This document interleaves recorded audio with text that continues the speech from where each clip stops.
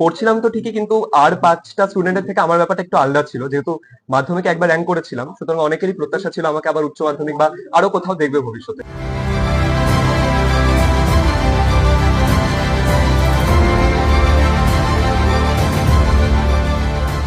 তুমি যে রাজ্যে প্রথম হওয়ার পর উচ্চ মাধ্যমিকে রাজ্যে চতুর্থ, হুম। কেমন লাগছে? খুব দারুণ লাগছে স্বাভাবিকভাবেই। কিরকম প্রিপারেশন ছিল? মানে সত্যি কথা বলতে আমরা কম্পিটিটিভ এক্সামের জন্য প্রিপারেশন নিচ্ছিলাম, এইচএস জাস্ট ডিসেন্ট স্কোরের জন্য দিচ্ছিলাম। তো সেভাবে ভালোভাবে হয়ে গেছে, মানে কম্পিটিটিভ এক্সামের প্রিপারেশন নিলে এইচএসটা ভালো হয়েই যায় অল্টিমেট। কতটা প্রত্যাশা এবং চাপ ছিল?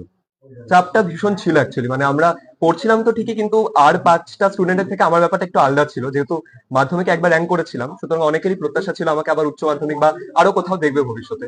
তো সেটা আর কি কিছুটা হলে এখন আংশিক ভাবে সফল হয়েছে। এখন আপাতত ডাক্তারি পরীক্ষা যেটা একবার হয়ে গিয়েছিল মেডিকেল, মানে এন্ট্রান্স এক্সামিনেশন আবারও বসতে হচ্ছে, তো দেখা যাক, এখন ওটা নিয়ে চিন্তায় আছি। নিট পোস্টপন্ড হয়ে গেল, সে ব্যাপারে কি বলবে? ওই একই কথাই, মানে অ্যাকচুয়ালি অনেক স্টুডেন্টরা অনেক রকম আশা নিয়ে পরীক্ষা দিচ্ছে, প্রচুর মানুষ ড্রপ নিয়ে পরীক্ষা দিচ্ছে। তাদের পক্ষে একবার দিয়ে ওই মাথার সমস্ত বোঝ বার্ডেন সরে গিয়ে আবারও একই এক্সামে বসা, এটা ওদের পক্ষে একটু সমস্যা দেয়।